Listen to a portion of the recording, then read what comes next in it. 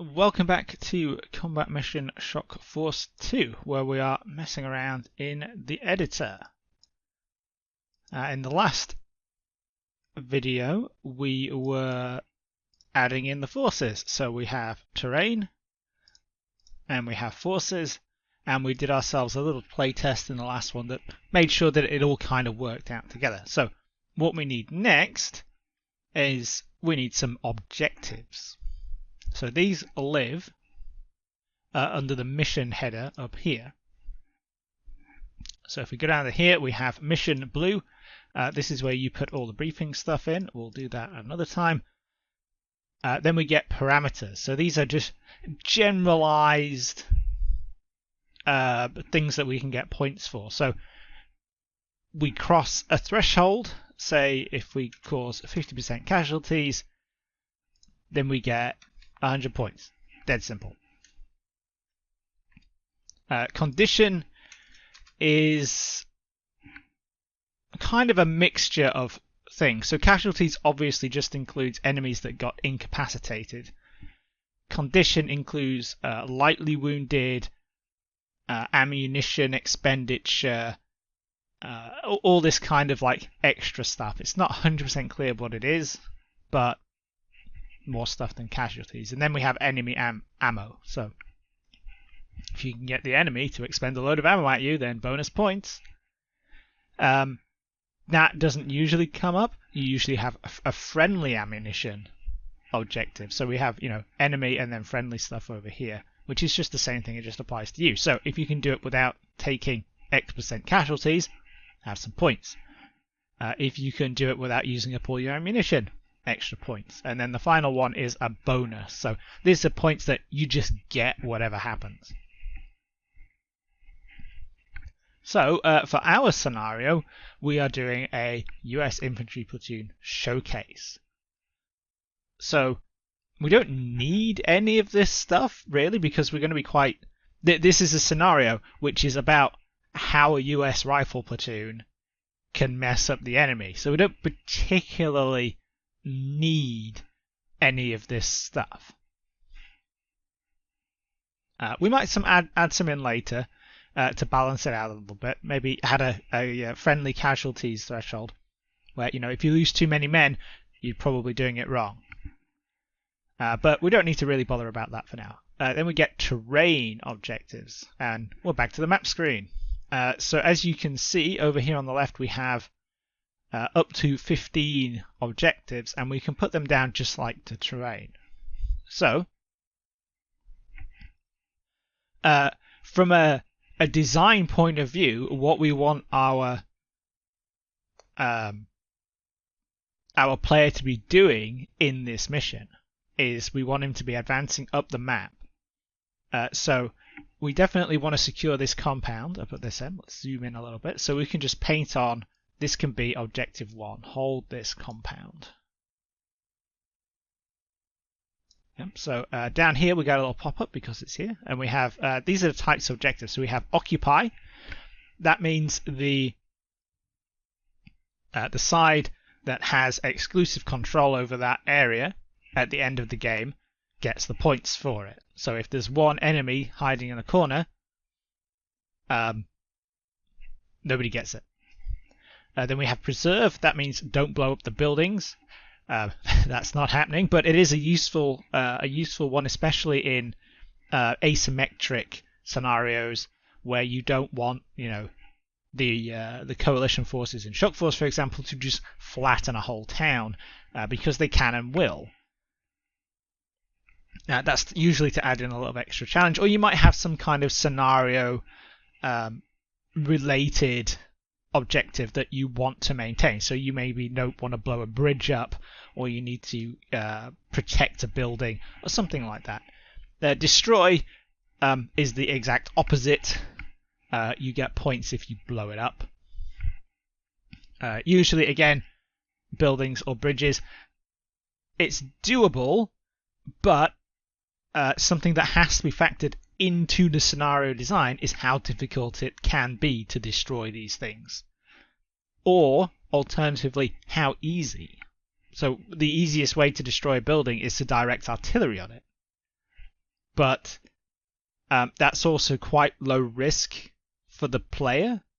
It's kind of, you just need to get an observer to a place where they have line of sight, assuming you don't have a drone, and then blap it with the artillery. So there's not a massive challenge for that. Again, depends on what you want to do in your scenario. Touch objectives, exactly what it says on the tin. Reach this point and get points. Yeah. Hit the objective area and you'll get points for it. And then exit. Exit objectives, units that go into them disappear after a couple of seconds. This only really works if you combine it with another type of objective, the unit objectives, which we'll get onto in a minute, for the enemy team. It's kind of a little complicated and kind of counterintuitive, but it's also a useful one for when you want to, say, have a mission where you are trying to punch through an enemy defense and get off the other edge of the map, or if you are the defender and you need to delay the enemy but get out as well. So hold off the enemy and then evacuate off the edge of the map. So that's quite handy. The other things down here are AI triggers, which are used in AI plans. So we're not too bothered with that. For this objective, this compound here, we want to occupy that. So we want to go clear that compound. Underneath we have who knows about the objective. So you can have known to the player, so the player knows about it. Known to the enemy knows about it. Known to both, which is the usual kind of circumstances. And then you can have known to neither. So you can set up scenarios. You can set up situations where you don't know exactly what you need to attack, but your enemy does. Or you can have scenarios where nobody knows what they're doing. That's more of a I'd argue that's more of an advanced kind of thing.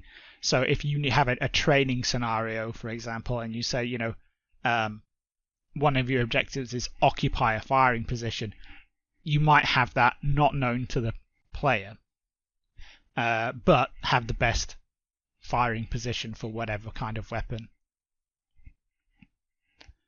Yeah, this is where it gets sticky, because one of the beauties of Combat Mission, and it's a tactical simulator, so I can put my support by fire position wherever I like, as long as it works.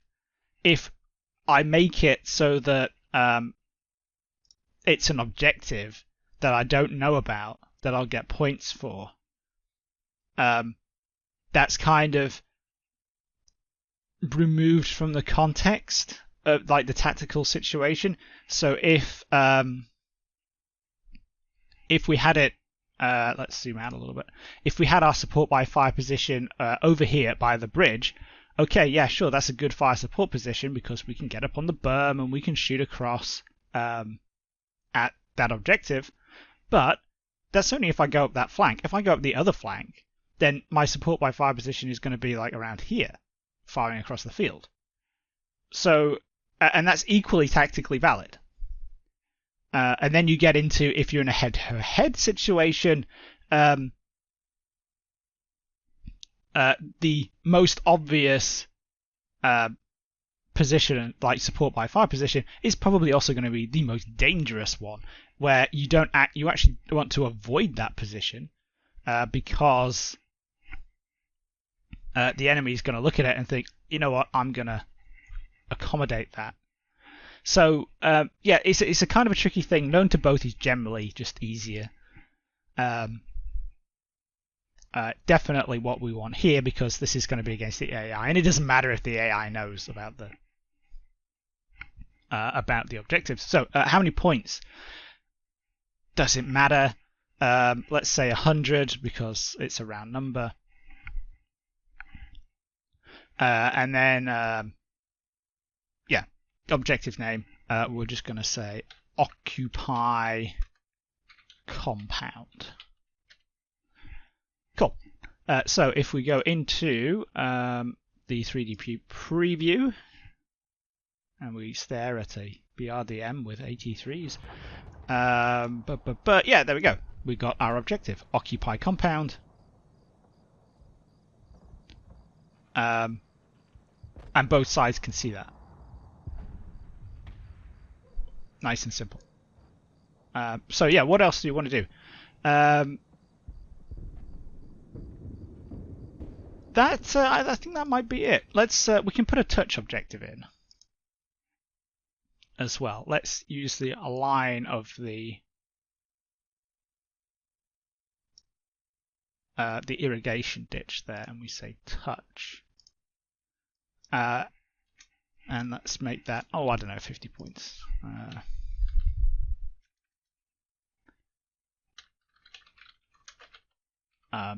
On the basis that, you know, if we get this far up and then we get stalled, we've still got some points, right? But yeah, it's personally, I usually find like a couple of objectives is better than having like millions of them, because then you're just injecting extra confusion. It's like, you know, decide what you want to do and concentrate on that. So we basically want our player to do two things. We want them to smash up the uncons, and we want them to clear them out of this compound up here. So we can have a little intermediate touch objective in the middle to push the player. Well, that doesn't really work in this case because it's just a big rectangular map and you've got to cross that ditch to get up there. But we could have them get a couple of points for that. So next, unit objectives. This is where it gets a little interesting. So we have Unit 1, Unit 2, blah, blah, blah, blah, blah. We don't have any units assigned yet. So to do this, we need to go back into the force selector and go to the enemy. And then we need to designate specific units. So this is our second group here, isn't it? And they're going to be the ones who will attack off the top of my head. So if we select all them and we do Shift 1, no we don't, we do 1, no that's reinforcements. I always get this wrong. We'll get to reinforcements anyway. If we do F1, Shift F1, there we go, finally. You'd have thought that having the manual sitting here open next to me would help, but it doesn't. So yeah, it's Shift and the F keys, and you can change what unit it is. So if we do Unit 1, and we go back to the mission, now we have these bits have popped up. So we have Destroy, Destroy All, and Spot. Destroy is you get a percentage of the total points split between the individual units. So if you have a squad of 10 people and it's 100 points, you get 10 points for every casualty that you cause. Nice and simple. Destroy All, when you destroy all of them, you get the points. So if you kill 9 out of the 10 enemies, you don't get the points. When you get the last one, then you get them. And then Spot, when you see them, you get some points. Which is also, I believe it's graduated like the Destroy one. So you just need to, you get points per bit that you see. Again, Spot is a bit more specialized, but it opens the door for some, you know, like reconnaissance-based scenarios, that kind of thing. So in our mission, we want to destroy the enemy. We always want to destroy the enemy, and we're going to do 50 points because this is going to be pretty easy because they're just going to run across an open field at us. So if we say insurgent fighters, we'll call that. This is just the same as the rest. So those guys, that group there, that first group of insurgent fighters, there's 50 points on offer for degrading, up to 50 points for destroying them. Nice. Now, the rest of it, we also want some points for destroying them. So we do Shift F2, and I want to deal with the tank separately. So we'll make the tank Unit 3. And we can do the same thing. We get down there, so Unit 2, destroy. Let's make that another 50 points. And we'll call that Insurgent Headquarters. Will we? Let's not. Let's do Insurgent Cell. That'll do. And then we'll do another set of points for the T-55. Or tank. Let's just call it a tank. This is where you start having to take notes and do maths. So what we've got 50, 150 for the units, and then if we go into the terrain objectives, we got 100 for occupying the compound, and another 50 for hitting the ditch. So what does that make? That makes 300 overall, so 300 points. And that's the blue team objectives sorted out. If we go to the red team, we can kind of go in a different direction. So if we do, let's give them a bonus because they don't have a lot to do. If we give them a bonus of 150, so that means that the US player is going to have to do destroy the first group of fighters and hit the irrigation ditch. That's 100 points. And then do something else. Is going to have to destroy the tank and degrade the cell in the compound and secure the compound to get enough points to get over the red team's just baseline points. So that should kind of work out. If you're smart, you work this out before you do this and put it in a video, but we're not doing that today. And let's give them a couple of extra points. Now let's do a unit objective for them, and let's say it could be group 1 for them. Back to mission, back to unit objectives, and then destroy, and they can have another 150 points for causing casualties. So you can, in theory, lose it if you really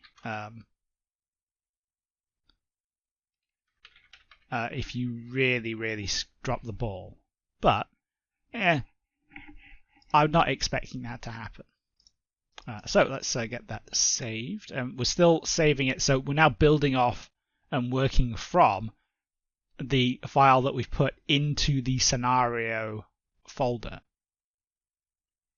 And that's just because it's easier rather than saving it, rather than moving the file around all the time. So get that saved. Let's do reinforcements. We're going to talk about reinforcements. Let's have a look at where these guys are on the map. So why might we want to use reinforcements? Well, the obvious answer is that you might just have not enough space in your deployment area to have all the forces pop in at the same time. You don't want to overwhelm the player by just throwing stuff at them. And then, obviously, it might also make sense for units to not appear all at the same time. If they're coming in from, if they're advancing onto the map, etc., etc. So, what can we do here to kind of reduce the workload for the player? Or the third reason you might want to use reinforcements is because that's going to determine the pace for the battle. If we have a scenario where the player gets their whole force straight away, and they might be able to just steamroll the enemy from the word go. We might want to dial things back a bit at the start to kind of build into the scenario so it builds up. We don't need the javelin team straight away because we're going to make the tank reinforcements as well. And let's, what we can do is we can bring out one of the infantry squads as well. So if we take out the javelin team and 3rd squad, that way, this is another reason why you want to use reinforcements. If the player has a bad time in the initial clash, they're going to get a full infantry squad coming back in to help them out. Let's think about how we're going to make this work. Let's move 2nd squad up a little bit, and we'll move 3rd squad and the javelin team over here. Why do you want to do this? Well, when we have, even though this is in the deployment zone, if these guys come in as reinforcements, it won't be a deployment zone when they pop in. So reinforcements just pop onto the map, and you can't do anything about that. So if things are going really badly for the blue player, if it's going really badly wrong, and this area over here is covered by fire from the enemy, and we have the reinforcements just materialize here, they're going to get shot, and that's not going to be a good experience. So that's why I've just moved them over onto this side, so that they're on the other side of the road, the other side of the berm there. And also, the main job for the javelin is to take out the tank. It can, in theory, probably do it from back here if it needs to, but we'll work on the timings. Speaking of, if we go back, to make these reinforcements, we do what I just did a minute ago by accident, and we use the normal number keys at the top of the keyboard, and we do 1. You can see now we've got U1 because they're the unit objective 1 for the red team, but we've also got R1. Now that's for everybody, and we can turn that off by doing 8. We just wanted to do 3rd squad, so do that, and the javelin team. Cool. Now if we go on the left and we go to reinforcements, now we can mess about with what we want to do. So we got a reinforcements name, that's dead simple, 3rd squad and javelin. That's what's going to pop up when they arrive. And then we can control, when they pop in. 5, 10, 15, 20, yada yada yada, the minutes, and we can mess about with the timing as well.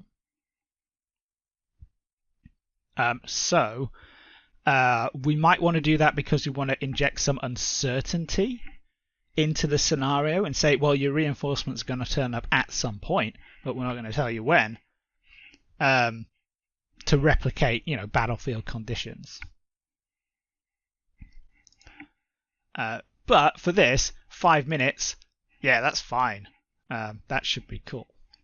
And let's do the same thing for the T55. So we do that again. We give it a 1. Go to reinforcements, and we want him to turn up at, call that tank. We want him to turn up at 5 minutes as well. Now if we deploy it so we make sure it's in the right place, that's cool. And again, when we get round to the AI plan, what we'll do is we'll have the tank pops in and then drives up to this intersection here, where the blue player had, better shoot it, otherwise they're going to have a bad time. That is fine. I probably moved, let's do that, for the blue team. So this is resetting the starting camera position. That's fine, that's cool. We'll go back, save, and let's do a little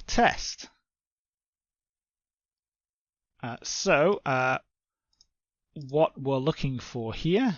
Let's do it just turn-based. Let's see what it looks like from the blue perspective. What we're looking for is third squad, the javelin squad, and the tanks and the tank all turn up at the 5-minute mark. We just want to test it to make sure that's okay. Like, that's a good amount of time. Let's get them over there, and we'll send first squad up to the berm and get the MGs into the buildings real fast. This is actually an interesting thing, because when you're playtesting like this, you know, I have a set of, you know, things that I'm going to do because I think they're the best course of action. They're not necessarily going to be something that everybody's going to do. So that's why it's important to mess around a lot with different courses of action, or alternatively, actually get people to playtest it. So yeah, straight away starting to get contacts. Yeah, bang, bang, bang. There we go. Starting to get some shots. That's cool. And we're just gonna rush through this because we want to check all this stuff's gonna work, and then we can check obviously at the end. Well, we can see that these guys over here that we're gonna assign these to an AI group and get them to run forward. They're getting pretty effectively massacred just standing in the ditch, right? So we can kind of have that's a good indication that when we get them to run across through the auction, they're probably going to have a bad time, which is what we want, because we weren't trying to show off the capabilities of the US Rifle Platoon. So if we go forward, if we click the red button, we should get our reinforcements because we're at the 5-minute mark. Boom! So reinforcements arrived, third squad and javelin. We could put javelin team, couldn't we? And they've just popped in there, haven't they? If we move our javelin team in there, they should be able to see down that slope. And let's run our third squad. See, there's a little tactical dilemma for the blue player. Oh, there's a tank there. It's probably not going to see them, but you never know. If third squad are going to be popping up over here, you have a choice. Do you want to cross that road or not? There's a tactical decision for the player to make. Yeah, and see, instantly we've detected that tank. I've no idea what they've. Is that guy trying to shoot down Syrian spy satellites with that 84? Oh, whatever. So yeah, we're picking up the tank. The T-55's kind of blind anyway. It's even more blind at night, so you know it's more of a threat than it might need to be. I got the javelin team. Can we take that out? Let's see. We might need to. Yeah, what, for fun? Let's just go stand in the middle of the road. I reckon it'll be fine.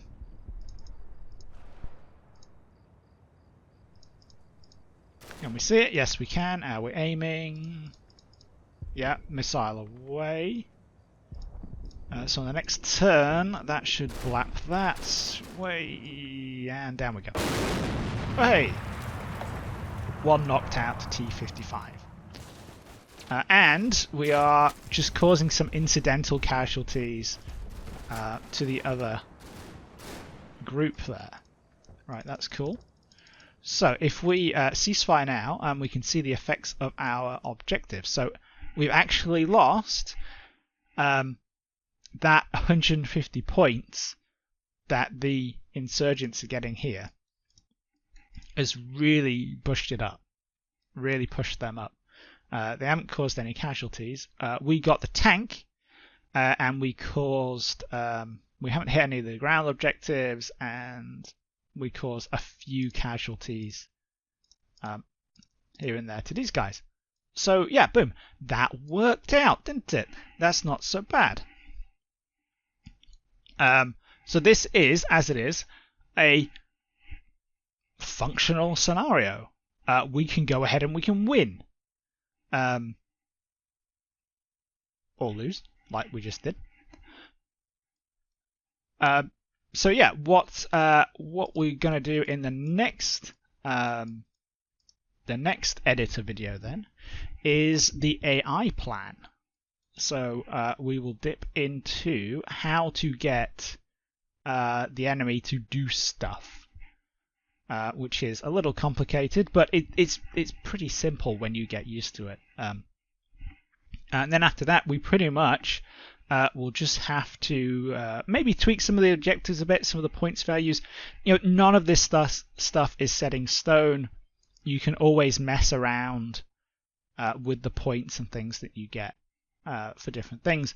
There is a utility out there which I will link down below, which I can't remember the name of, by Ezekiel, which is an Excel spreadsheet which lets you calculate the effects of your objectives.